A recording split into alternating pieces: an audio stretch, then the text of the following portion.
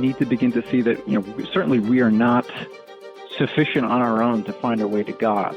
And if we try to make ourselves, as I use the term in the book, the Pope of the Church of One, we're inevitably just going to collapse underneath our own weight. Oh, I'll give you proper attribution, Doctor, but I'm certainly going to use that phrase, the Pope of the Church of One. Praise be Jesus Christ. This is Father Robert McTague of the Society of Jesus, your daily host for the Catholic Current, where we bring Christ to the world and the world to Christ. You're listening to us from the Station of the Cross Studios, your local radio station, and the iCatholic Radio mobile app, where we proclaim the fullness of truth with clarity and charity. As always, let's start with prayer. In the name of the Father, Son, and the Holy Spirit. Almighty God, through the intercession of St. Ignatius Loyola, we ask that you pour forth your Holy Spirit upon us, a spirit of discernment, that we might hear your voice and obey your command. In the name of the Father, Son, and the Holy Spirit. Well, friends, you know that I am a university professor of many years and also a college student of many years. I have lots of opinion about education and higher education in particular, and I've noticed trends over the years. There was a time when students in high school learned Latin and Greek and advanced mathematics, and now we're sending kids to college where they have to learn remedial English, and they're told things like merit and grammar are racist. So there's been a change, and at the same time, there's an urgency to make sure that everyone who graduates from high school goes to college, bachelor's degree or bust. This seems to be a tangle to me. To help us sort out the tangle, I have an expert guest. He's a senior fellow and director of education policy at the Manhattan Institute. Ray Domanico, welcome to the Catholic Current. It's good to be here. Ray, you've written recently about the distinctive situation of New York State, the Regents exams and so on, and the idea that the only metric worth considering is college readiness. What does that mean, and why is that considered the gold standard for education in New York State? It's true. It's become the gold standard generally in the discussion about K-12 education across the country amongst the expert class, the people who talk about educational policy and such. And it is something that has evolved over a long period of time. When I was a student in the 70s, this was not the expectation. College prep programs were met to the best prepared students. The world was different back then. The economy still had plenty of, jobs for people without college educations. And somehow over time, we've fallen into this notion that as we measure the effectiveness of schools, particularly high schools, the only valid outcome is that children be prepared to enter college, without the need for remedial programs. The problem is we've never come close to that in our society. We've never even come close to anything approaching universal attainment of a college degree, either a 2-year or 4-year degree. So this goal has been set, but it's not in any basis in reality of what we've been able to accomplish with the broad numbers of young people. I entered college in 1979, and I thought it was a head-scratcher even back then that there were classmates who, again, were taking remedial reading classes, remedial writing classes, remedial math classes, and I was told, oh no, it's okay. They're athletes, and I suppose that's an old problem.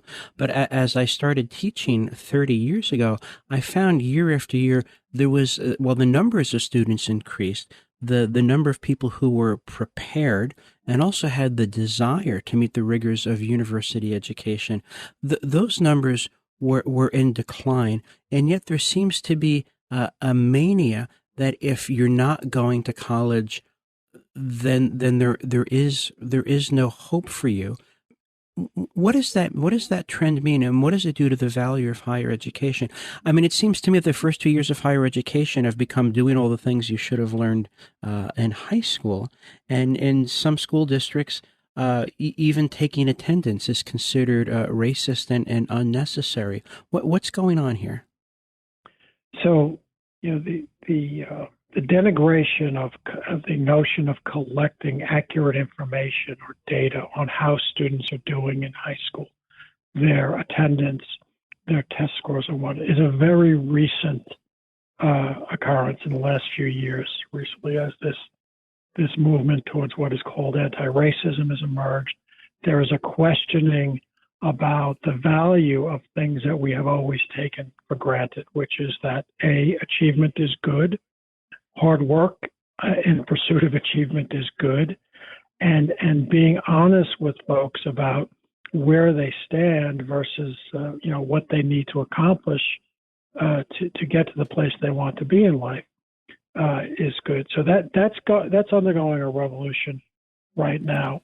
Right. But the other issue is it's quaint to think of a time when we spoke about the low college completion rate of athletes, because there was actually a much larger truth behind that. Colleges for many, many years many decades have been able to really hide the fact that not all students who go to college successfully complete college. And I believe the first time I saw this mentioned in the popular press may have been in the 80s or even later than that. Somebody did a study of NCAA athletes, and they found, yes, in some schools, the athletes had very low graduation rates, but it varied by school.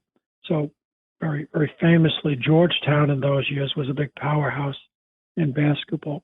The athletes at Georgetown graduated at a similar rate to the other students at Georgetown.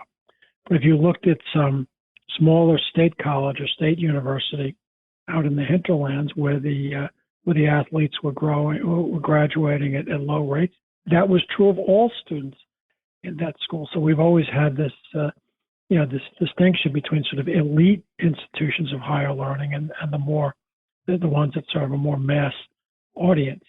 And even to this day, the college graduation rate is low across the country. Only about 2/3 of the students who enter college earn a degree within 6 years, even though it's a 4-year program.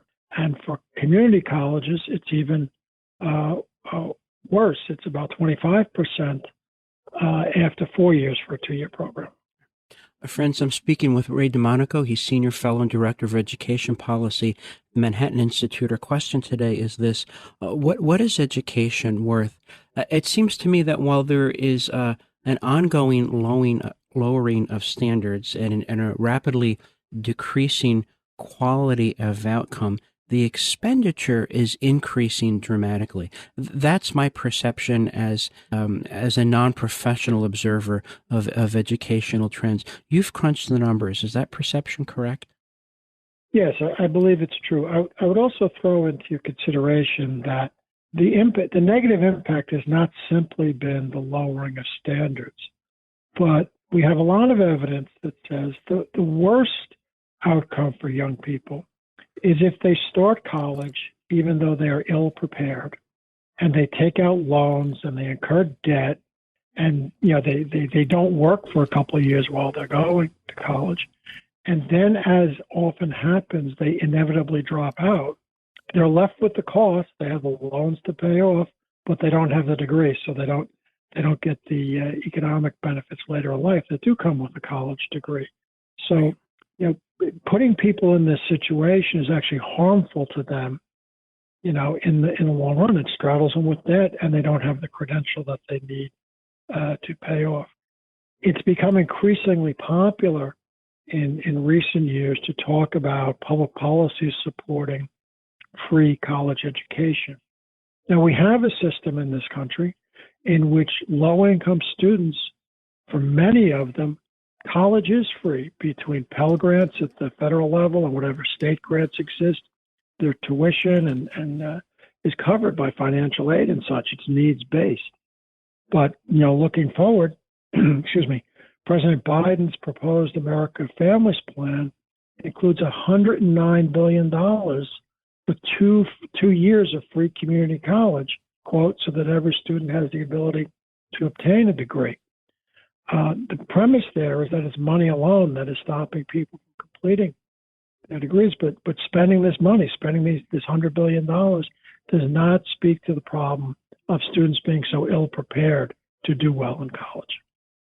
Well, the idea that if everyone goes to college, then I don't see what the competitive economic advantage is, and it's also not clear to me. And again, I'm a humanities major, and I'm a proud humanities major, and I always bristled at people who said to me, "Well, what are you going to do with that?"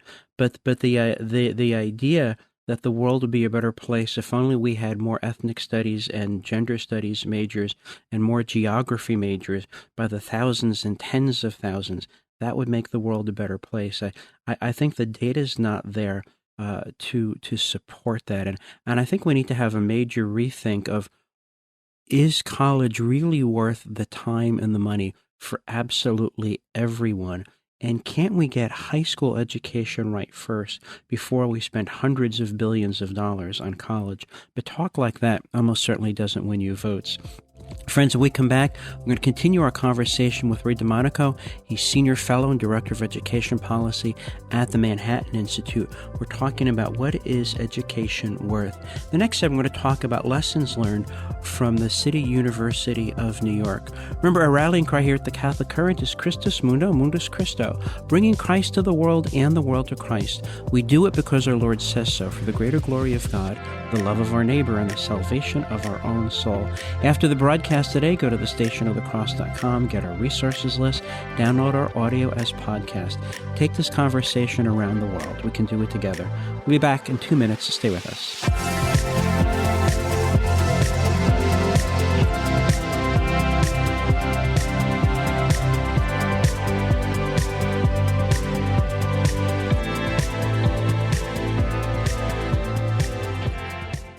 Hi, this is Joe McClain, host of the Catholic Drive Time Morning Show, joining you on the Station of the Cross Catholic Radio Network each weekday morning at 7 a.m. We'll keep you informed and inspired with insightful guests and breaking news stories of the day. That's the Catholic Drive Time, weekday morning, 7 a.m. on the Station of the Cross and the iCatholic Radio app. We'll see you then. Praise be to Jesus. You're listening to The Catholic Current with Father Robert Matej from the Station of the Cross Catholic Media Network. Stay connected with the show, our guests and topics, by following the show on Twitter and Gab. Just search for The Catholic Current. Praise be Jesus Christ. This is Father Robert Matej of the Society of Jesus, your daily host for the Catholic Current, where we bring Christ to the world and the world to Christ. You're listening to us from the Station of the Cross Studios, your local radio station, and the iCatholic Radio mobile app, where we proclaim the fullness of truth with clarity and charity. What is education worth? My expert guest today is Ray Domanico. He's Senior Fellow and Director of Education Policy at the Manhattan Institute. Ray, I remember Mortimer Adler, who is a great advocate of really quality education. Back in the 70s, he had a movement called the Paideia Proposal that said the best education for the best is the best education for all. It's a great slogan. Over the years, I'm not sure what it means. But what I have learned over the years is that people, but especially parents who are also voters, is that my kid's going to end up in the gutter unless he goes to college. But a few years ago, economist Peter Schiff took a camera crew on a Friday night to notorious Bourbon Street in New Orleans and interviewed dancers and bouncers and bartenders and talked about where they went to school, how long they were in school, how great their debt was, and now they're tending bar and working as bouncers. So there seems to be a disconnect between the results and how it's being hyped. And then in the middle of the story, we have the issue of retention rate and graduation rate. So there's the glossy brochures, then there's the disappointing results. Why the gap between the two? I think it's because there has emerged over time, as we've been saying, this bias in favor of sending everyone on to college, even if they're not prepared. And also associated with that is, I would argue, a denigration of the world of work. And, people look down on, the things that most people actually do to make a living and to support themselves and their families. I've just, completed a study of the community colleges in the City University of New York. And this followed up all the work I had done looking at the high schools in New York. So the public college system in New York City, one of the largest in the country, has gone through many phases over its long history. People talk about the glory days back in the 20s and 30s and 40s. The Harvard of the proletariat, City College was referred to. In those days, higher education in City College and the other senior colleges of what we now call the City University was free, but it was not for everyone. There were standards for admission. There was a very rigorous program, almost a classical educational program. And the free tuition was for only students who met certain standards and were going full-time during the day. So it was a complete commitment on their part. And yes, that was very successful. Many great scholars graduated from those schools over the years. In the 1960s, the City University of New York lost its way. They declared by the late 60s open admission. So they got rid of admission standards. I was a student at City University in the 1970s, and I have to tell you, the first couple weeks of school in September every year, you could not move in the hallways. It was so crowded. But week by week, people started to drop off. And by the time you got to mid-October, November, it was quite comfortable to walk around. So, yeah, there was a fallacy that letting folks in who were not prepared was going to get them on the road to success. No, they came for a couple of weeks. They figured out it wasn't for them, and then they left, So, and then the most recent renewal of the City University happened about 20 years ago, where once again they instituted admission standards for their senior colleges, and those schools have been on the upswing. They get some very nice results. But the system has 7 community colleges and 3 additional comprehensive colleges, which offer both bachelor's and associate's degrees. And each year, 21,000 students enter those associate's programs in those 10 institutions. On average, their high school GPAs were at the level of C or C minus in the mid to low 70s. In a previous study, I had documented that the students who go on to the community colleges in New York City tend to come from the lower tier, the least selective of public high schools in the city. Thus, these were students who, as early as 8th grade, were struggling. So they ended up in the lowest performing high schools in New York City, and then many of them end up in the community college. And then, that's why we get these very, very low completion rates for these. Every year, 21,000 students enter into 2-year programs. 4 years later, at best, a quarter of them have earned their associate's degree. What happens in the middle? They enroll in community college. They're ill-prepared. They're taking remedial classes, but they get assigned to, or they choose to participate in programs that are designed to prepare them to eventually enter a 4-year course of study. So they take Associate of Arts degrees or Associates of Science. 42% of them are majoring in the liberal arts. Again, these are students who are not prepared to do college work, but they're shunted into these programs.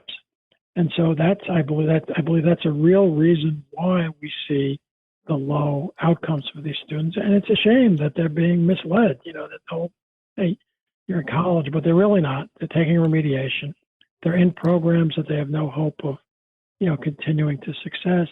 And then we wonder why so few of them graduate. Friends, I'm speaking with Ray Domanico. He's Senior Fellow and Director of Education Policy at the Manhattan Institute. We're talking about what is an education worth. Right, I want to talk about the possibly corrupting influence of federal dollars. If I am a college administrator and I have a bureaucracy that needs to be fed, and it's certainly not going to feed itself, the idea of every year dump trucks full of federal money showing up, regardless of outcome, would be wildly attractive to me. I can generate new departments and have chairs and vice associate dean provost for mission and identity and diversity and inclusion and equity, et cetera, et cetera. And the money just keeps coming. And what happens to the kids who pass through, who fail, who complete a 2-year degree in 6 years, all that time that they spent really not getting to first gear when, say, they could have been learning a trade or starting a family, starting a business. I think the flood of federal dollars for decades hasn't been good for higher education. What are your thoughts on that? Well, I agree entirely. In fact, I would expand it to all levels of education. K-12 education in our country historically was always a local function under the purview of the states. Over the last 40 or 50 years, we've seen a great expansion of federal programs and federal funding for education, and one can reasonably argue that it hasn't had much of a positive impact. And it's true even more so in the area of higher education, where, between student aid, Pell Grants, other things, other grants from the federal government, they have fueled this unnecessary growth in the higher education industry. And you allude to the fact that the money flows in. The people who are asked to devote their time to studies, meaning the students, and to not be engaged in some other alternative activity like earning a trade or starting working in a position that perhaps they can move up to, they don't bear the cost of a lot of this because of the federal money flowing in. So they have no incentives. The federal aid has sort of, mixed that up in people's minds. And over the years, at the same time as the enrollments have been growing, government money has been flowing into these schools, you see a tremendous growth of the administrative staff. I'm not talking professors and teachers. I'm talking a whole range of bureaucracies that have grown up in most large universities these days. And that's what's driving up the cost of higher education that people complain so much about. It's not being spent in the classroom. It's being spent on all manner of other things. So I think it's best in education when decisions are made closest to the school, closest to the home, and it's really dicey when the federal government gets involved, and that is as true in higher education as it is in K-12. Ray, my perception, and again, I haven't looked at the numbers as closely as you have, but my perception is that we've been in a higher education bubble for a long time. And any education bubble, whether it's real estate or it's education, eventually bursts, and then you have a profound contraction. Do you foresee something like that happening to higher education in the coming years? Oh, I absolutely think there's a day of reckoning that's coming. In addition to the things that we've been talking about, there's emerging concern on the part of many reasonable people about what exactly is being taught in some of these higher education programs, and we see the philosophy that's being foisted on students and whatnot. At the same time, seeing that many students come out of college not prepared to, be independent people, to be able to support themselves and their families. So I think there was a growing discontent with both the content of education in the college and university level and with the cost of it. And again, with sort of the dishonesty in which we continue to admit students and kind of look the other way when a good percentage of them do not successfully complete or graduate their higher education. Ray, my regular listeners know about what I call McTague's axiom, which states that most institutions would rather die than admit that anyone ever made a mistake. I think it was a great mistake to be admitting great hordes of students into college who were not prepared for that. Can you imagine an institution saying, yeah, we messed up over the decades? Is that unlikely in your view? Yeah, I think you have it right with your axiom, because to admit that it's been a mistake would be the people who are working at the universities would kind of have to admit that their jobs have no meaning and their work has no impact. And very few people are willing to do that. Right. I can tell you I've tried to have those conversations with people. I was never invited back. I think if we begin to admit that we have ill-served young people by having them spend what could have been very fruitful years spending time and spending money with no good result, and the only outcome really being massive crushing debt. I think if we begin to have that conversation, then we might have to start to talk about debt forgiveness and so on. And I'm really sure that nobody wants to have that conversation either. So I'm not entirely sure about how we go forward in higher education. I'm hoping in the next segment we might talk about at least trying to get the save in secondary education as well. Friends, when we come back, I'm going to continue my conversation with Ray Domanico. He's Senior Fellow and Director of the Education Policy at the Manhattan Institute. We're talking about what is education worth. In the next segment, I'm going to talk about rebooting schools, especially at the secondary level. Follow what we're following by following us on Gab. That's gab.com. Our channel is The Catholic Current.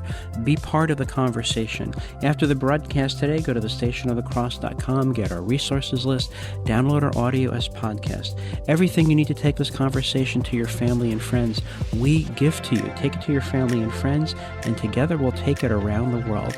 We can do it with you. We cannot do it without you. We'll be back in just 2 minutes. Please do stay with us.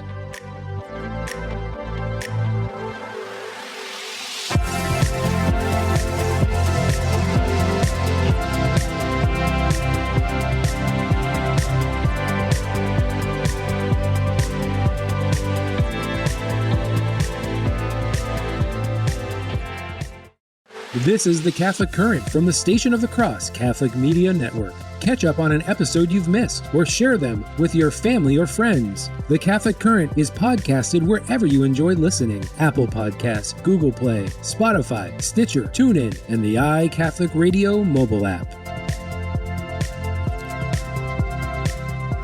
Praise be Jesus Christ. This is Father Robert McTague of the Society of Jesus, your daily host for the Catholic Current, where we bring Christ to the world and the world to Christ. You're listening to us from the Station of the Cross Studios, your local radio station, and the iCatholic Radio mobile app, where we proclaim the fullness of truth with clarity and charity. What is education worth? My expert guest today is Ray Domanico. He is Senior Fellow and Director of Education Policy at the Manhattan Institute.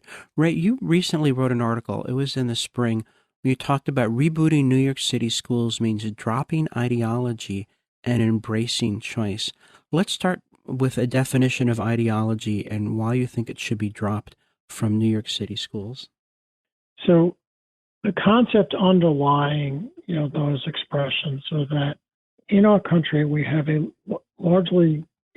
we have a monopoly over K-12 education, largely in the hands of the state and local governments, right?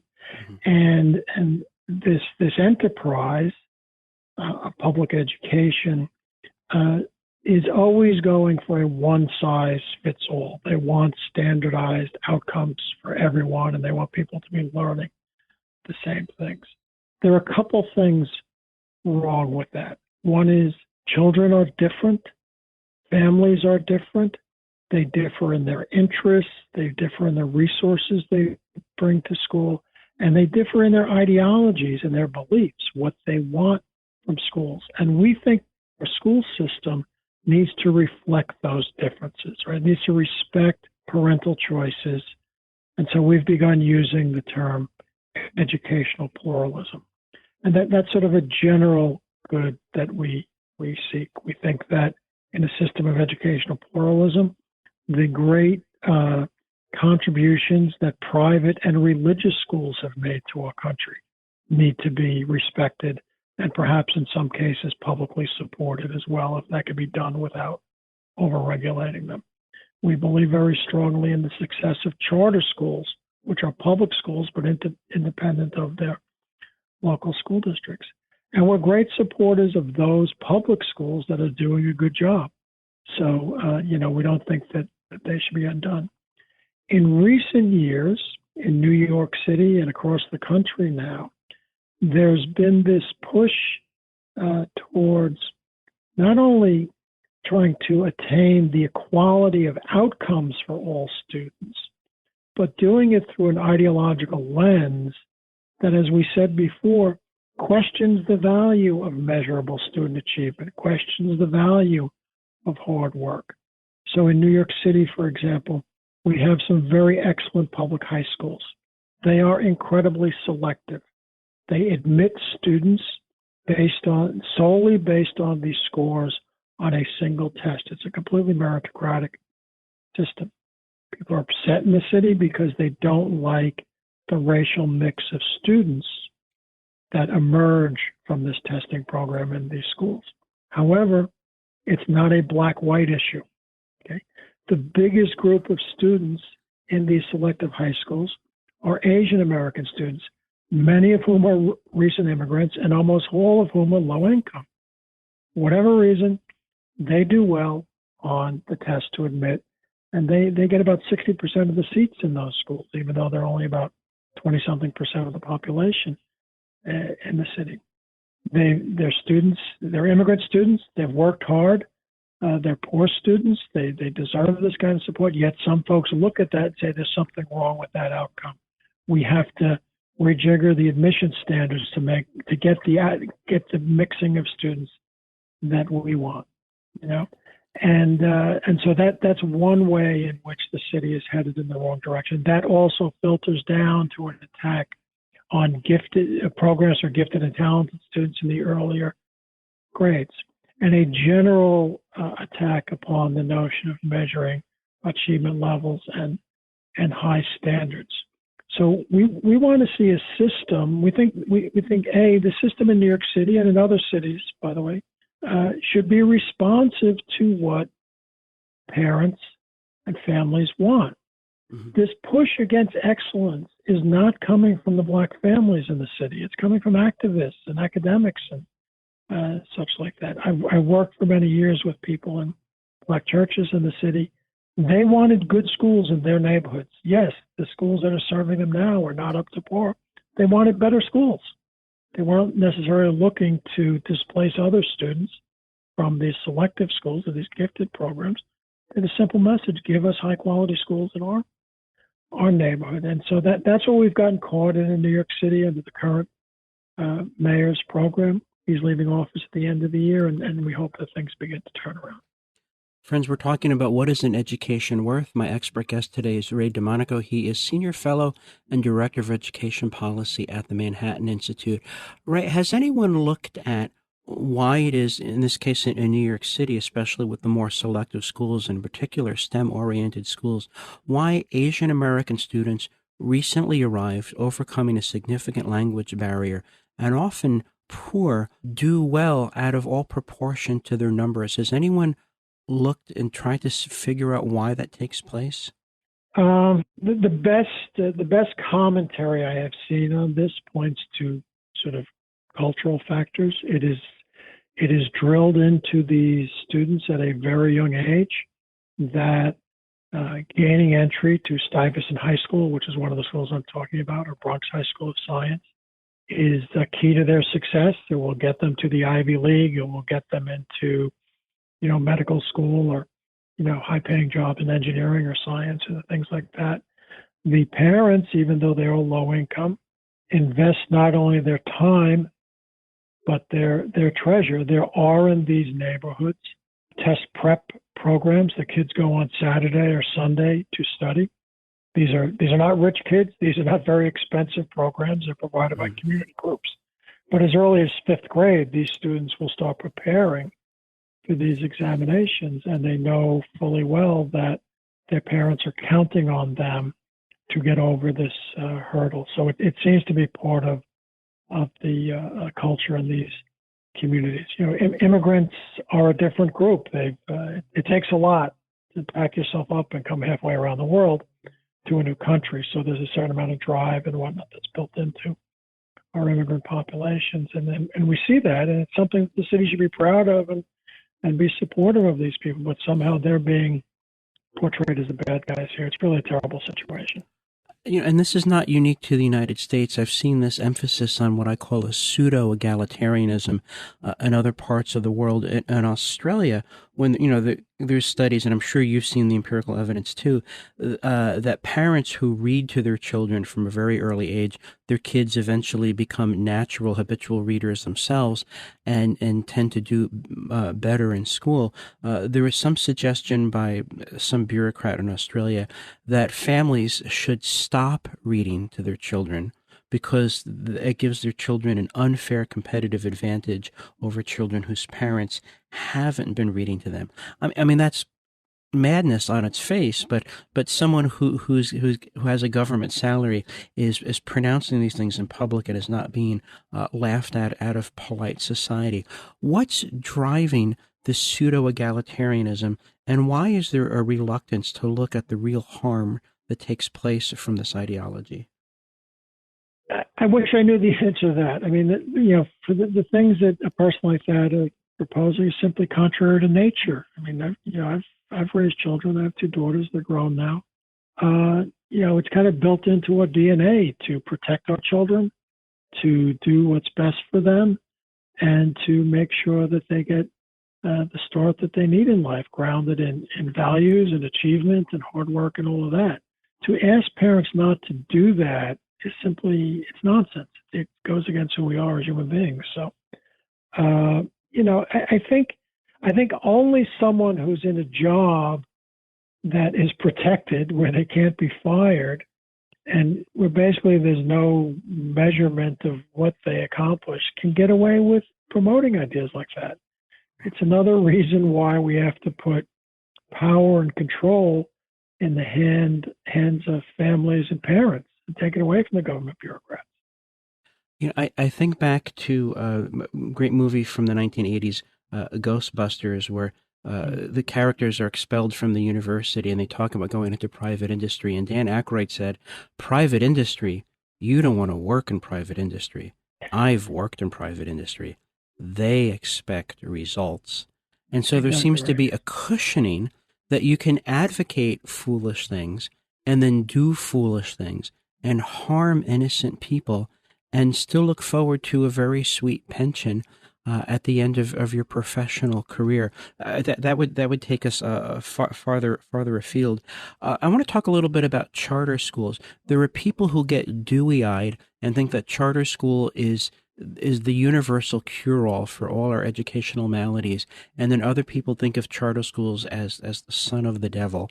Why do charter schools generate such passion? It's an interesting question. If we go back, say, to the 1980s, I would say, when awareness began to grow that yes, educational outcomes are related to family demographics, family structure, and things like that. Schools don't have 100% control over what the outcomes are. They have to work with what they get in terms of what the children are bringing to school. But back 30, 40 years ago, folks started to notice that some public schools, some schools, were doing better with the same types of kids demographically as other schools were failing with. And really, for the last 40 years, we've been chasing the question, how do we have more of these schools? Interestingly enough, in the early research on this, a lot of the schools that were doing better were none other than Catholic schools in inner cities. They were succeeding where public schools were failing. And so then the question became, well, what's the magic that these schools have? What's the special sauce that gets them the better results? Right. And for many years, people tried to go about that bureaucratically. Let's go in and study these schools, figure out what we're doing, and then impose those practices on other schools.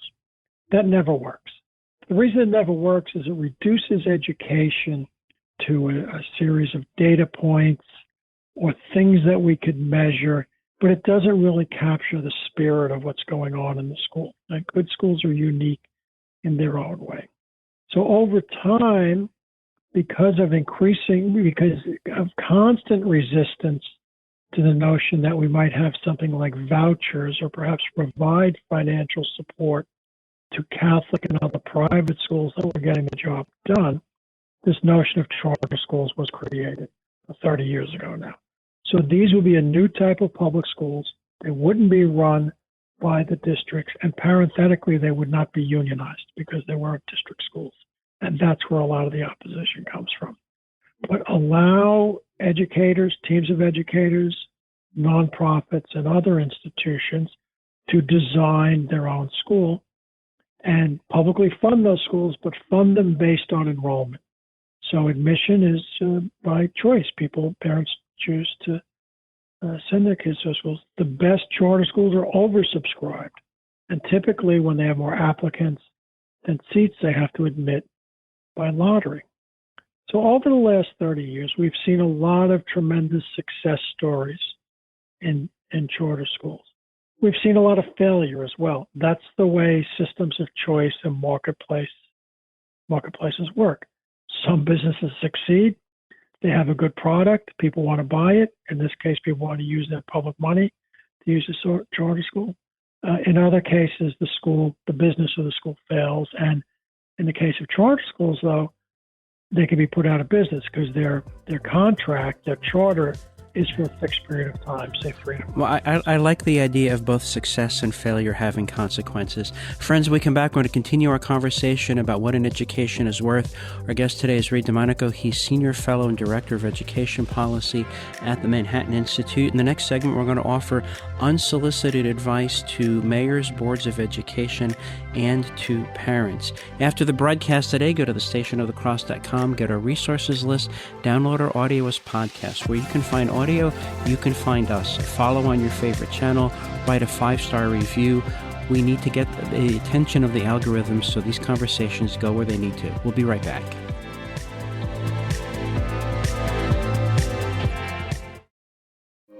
The Catholic Current with Father Robert Matteig, asking the important questions that you need to hear.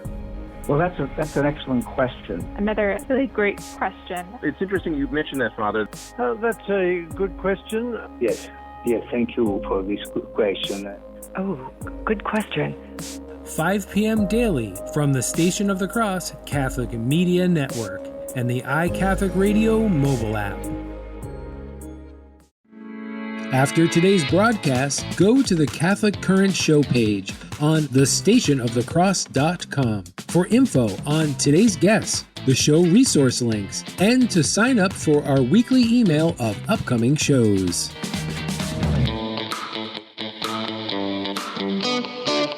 Praise be Jesus Christ. This is Father Robert Matteig of the Society of Jesus, your daily host for the Catholic Current, where we bring Christ to the world and the world to Christ. You're listening to us from the Station of the Cross Studios, your local radio station, and the iCatholic Radio mobile app, where we proclaim the fullness of truth with clarity and charity. We're talking about education. What is an education worth?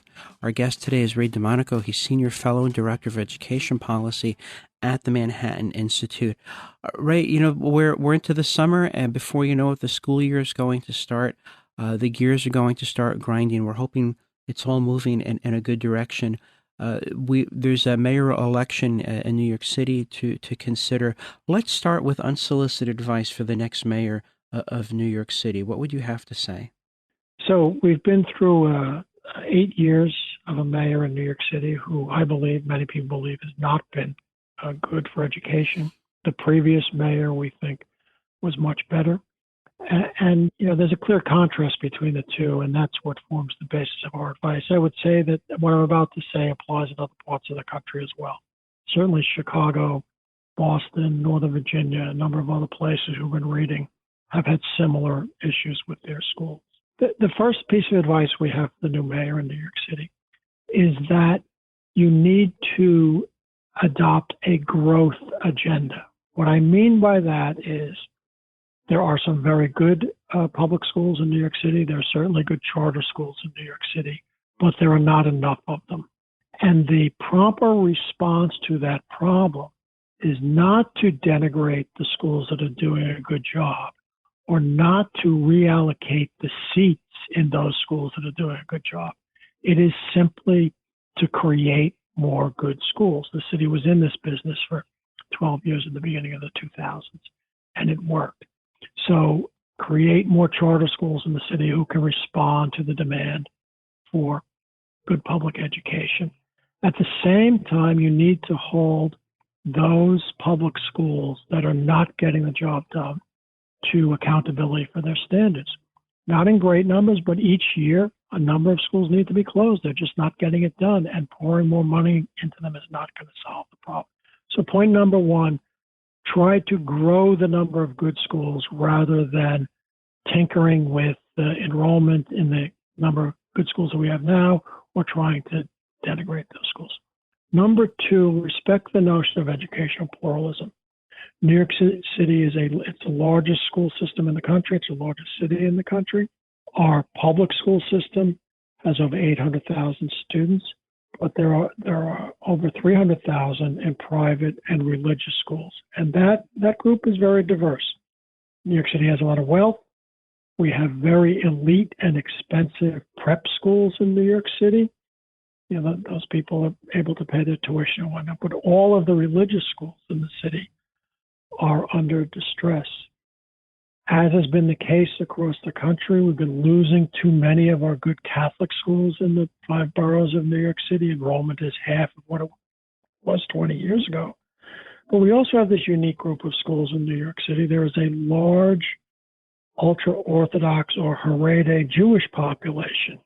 And there are almost as many kids in those schools in New York City as there are in charter schools. Well over 120,000 students in those schools. And that's the fastest growing community in the city. So the mayor needs to look at ways in which it is appropriate for the public to support parental choices, whether it involves either charter schools, private, or religious schools. The third part of this would be to look to recent trends in Supreme Court rulings around public support for religious schools in particular. The Supreme Court, issued a ruling last year in Espinoza that said that a state is not required to offer choice, but if it does offer choice to parents in terms of schools, it cannot exclude religious schools simply because they are religious. So there may be new openings in those areas. And then the fourth piece of advice, it's kind of related to the first, to grow new schools. Don't denigrate excellence. We have some public schools in the city that are selective. They're not for everyone, right? But they're doing a great job. And the answer is not to try and change the enrollment of kids in those schools, but create more of them, respond to the demands that parents have. So grow success, support parental choice, hold public schools accountable, and don't denigrate basic concepts of achievement, hard work, and excellence. Ray, there's been a lot of talk recently about parents getting more involved with their board of education. I went to public grammar school, public high school. I can say with absolute certainty that my parents never attended a board of education meeting. I don't think they ever knew who was on the board of education, whether that was good, bad, or indifferent. Who knows? I don't think it's a good idea now. What should the role of parents be in relation to their local board of education? So it kind of depends on the locality. If parents are in a locality where they have no choice, where they can't vote with their feet if they're discontent, then they have no choice but to try and get political unless they want to move to another community. It's a tough road to hoe, because even like in suburban districts, which are small compared to urban school districts, it's a very large school system, with a lot of bureaucrats and a lot of people protecting their self-interest. It's very difficult to wage that battle, but if that's the only choice you have to do it. The important advice I would give to parents is you can't do these things alone. The lone wolf who stands up at a meeting and gives an impassioned plea, well, they may get a few applause and then the evening ends and life goes on, right? Mm-hmm. You need to find like-minded people and sort of work in context to say to the Board of Education, hey, we have numbers here, we have votes, and you have to listen to us because there's an election coming up and we'll vote you out. It's a very difficult road to follow. You can't do it alone. You have to find other like-minded people. Right. I'm also aware that the idea of, I just dropped my kid off to school and I never have to think about my child's education again, that's thoroughly inadequate. what's the proper role of parents in being educators within the home with their children? In the best of cases, I would say, education works best when the school and the home are aligned, right? Mm-hmm. So I think so parents should keep themselves aware of what their students are learning. Check the homework, check the exams and the assignments, all of that. And I think at the first sign of if they raise any questions or problems, it's very important that the child get a unified message. So I always say to parents, if you're concerned about something going on in the school initially, keep that to yourself. Make an appointment to see the child's teacher. If you need to, go speak to the principal or whatnot. But I don't like to see kids get drawn into that battle. It confuses them very easily. Sometimes problems are easily solved. Sometimes they're not. Sometimes you have to push and go to the principal, or as you said before, go to the school board. So work with the school as long as you can honestly do it and think you're being treated with respect and get that response. Some things that people are arguing about today are so basic to the educational process. What are the values in the school? What are we teaching kids? Sometimes it gets contentious in a hurry, and then, as I say, you have to get political about that. Ray Domanico of Manhattan Institute, thank you for being a very fine guest. I found our conversation and your research fascinating. I hope we might talk again another time. Thank you, sir. This is Jesuit Father Robert McTague, your host here every day at the Catholic Current. If you want stimulating, intelligent conversation from the perspective of faith, come to us, thestationofthecross.com, the iCatholic Radio mobile app, and your local radio station. After the broadcast today, go to our website, download our audio, get our resources list. Let's keep the conversation going. Through the intercession of Our Lady of Mount Carmel, may mighty God bless you. Father, Son, and Holy Spirit, go in peace, and please pray for me.